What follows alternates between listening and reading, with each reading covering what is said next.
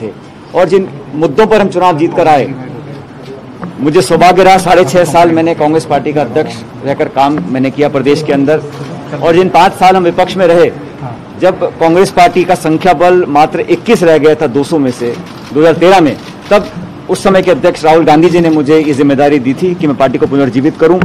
और वो 5 साल हम लोगों ने लगातार मेहनत कर पूरे प्रदेश में, राजस्थान की 8 करोड़ जनता जानती है कि हम सब लोगों ने मिलकर वहां पर धरने, प्रदर्शन, घेराव, लाठीचार्ज, पुलिस केस, भूख हड़ताल, पदयात्राएं, तमाम ऐसे जनता से जुड़े मुद्दों को उठाया, पब्लिक के दिल में हम लोग उतरे। और यही कारण था कि 2018 दिसंबर में जब चुनाव हुए तो हम लोगों को बहुमत मिला और हम 21 से लेकर 100 से ऊपर हमारा आंकड़ा पहुंचा। सबने योगदान दिया, लेकिन एज कांग्रेस प्रेसिडेंट मेरी जिम्मेदारी थी कि जिन वर्कर्स को, जिन लोगों ने हम पर भरोसा रखा, सरकार बनने के बाद उनको महत्व दिया जाए, उनके काम किए जाएं, उनकी उम्मीदों पर हम खरा उतरें। ये काम मेरा नहीं, पूरी पार्टी का था।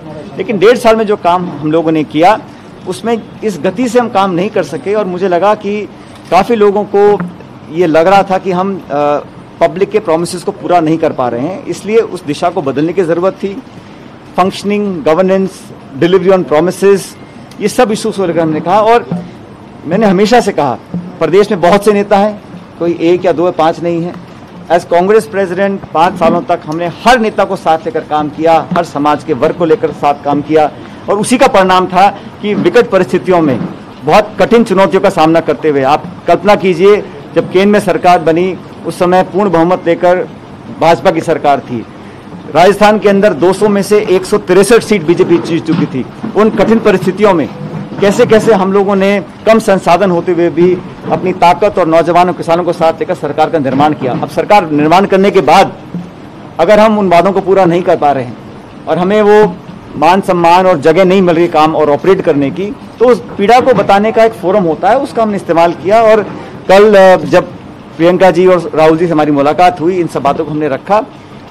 इसके अलावा कुछ और इश्यूज थे, उन सबको उन्होंने बहुत ध्यानपूर्वक सुना और मुझे आश्वस्त किया है कि एक रोड मैप तैयार किया जा रहा है, समयबद्ध तरीके से इन सभी इश्यूज को टेकअप कर इसका निराकरण किया जाएगा, ताकि हम पब्लिक के सामने दोबारा जब 3 साल के बाद जाएं तो दोबारा मैंडेट हासिल कर सकें। अशोक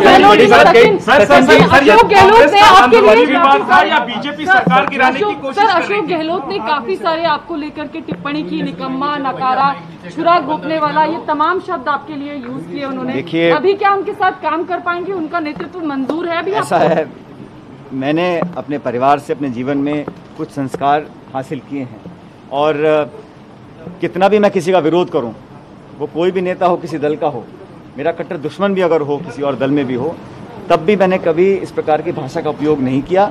अशोक गहलोत जी मुझसे उम्र में काफ़ी बड़े हैं और व्यक्तिगत रूप से मैंने हमेशा उनका मान सम्मान ही किया है। लेकिन अगर वर्किंग में, काम करने के तरीके में, गवर्नेंस में अगर मुझे कोई इशू दिखता है तो मेरा अधिकार है कि मैं उसमें अपना विरोध जाहिर करूं। लेकिन मुझे लगता है कि जिस प्रकार की टीका टिप्पणी हुई, जिन शब्दों का प्रयोग किया गया, दुख तो हर इंसान को होता है, मैं भी इंसान हूं, लेकिन उसको अब मैं समझता हूं मैं उस पर रिस्पॉन्ड करूं वो उचित नहीं है। पब्लिक डिस्कोर्स में एक संवाद और एक शालीनता और एक लक्ष्मण रेखा होनी चाहिए और मैंने अपने 20 साल के जीवन में कभी उस लक्ष्मण रेखा को पार नहीं किया, इसलिए मैं उस पर कोई टिप्पणी नहीं करना चाहता हूं। लेकिन इतना जरूर कहना चाहता हूं कि जिस प्रकार के आरोप लगाए गए, जिस प्रकार की बातें बोली गई, आज वो सब सच दुनिया के सामने आ चुका है। सचिन जी, आपने बड़ी बात मामला है या बीजेपी सरकार गिराने की कोशिश कर रही थी? ये कांग्रेस का अंदरूनी विवाद था या बीजेपी सरकार मेहनत की लगातार 6.5 साल तक? हम लोगों ने अपना स्टैंड पहले दिन क्लियर किया था कि हम कांग्रेस के अंदर रहकर, और मैंने आप सबको याद होगा आज से 3 हफ्ते पहले बड़ा स्पष्ट रूप से कहा था, तो वो सब लोग जो आरोप लगाने की कोशिश कर रहे थे या इस प्रकार की मीडिया में खबरें फैला रहे थे, उनको आज सच्चाई का सामना करना पड़ेगा। और मैंने अपनी राजनीति में हमेशा सच्चाई और सिद्धांत का सहारा लिया है और आज भी कोई पद की लालसा नहीं है। पद आते हैं चले जाते हैं, लेकिन पब्लिक का कॉन्फिडेंस, लोगों की दुआएं और जो विश्वास हमने कायम किया है वो टूट रहे, इस दिशा में हम लोगों को काम करना है।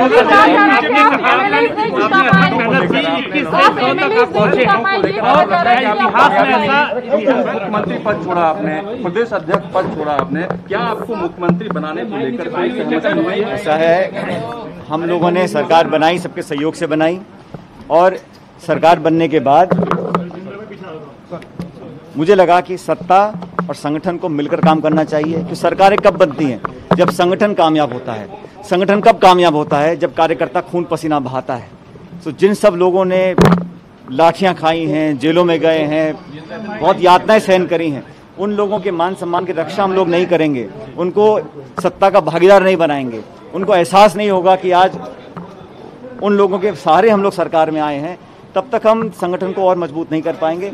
तो मेरा इतना इशू है कि हम वादे पूरे करें, जिन लोगों ने सरकार बनाने में भूमिका निभाई है उन लोगों का मान सम्मान हो, उनको लगे कि हम भागीदार हैं, हिस्सेदार हैं, हम शेयर होल्डर हैं इस सरकार के निर्माण करने में। उन लोगों की तरफ हमें ध्यान देना पड़ेगा। इस इशू को लेकर हम लोग भूमिका क्या होगी राजस्थान में? पहली बार हुआ है कि किसी उप मुख्यमंत्री के खिलाफ क्या भूमिका क्या रहेगी राजस्थान में? सर चार्जेस लगा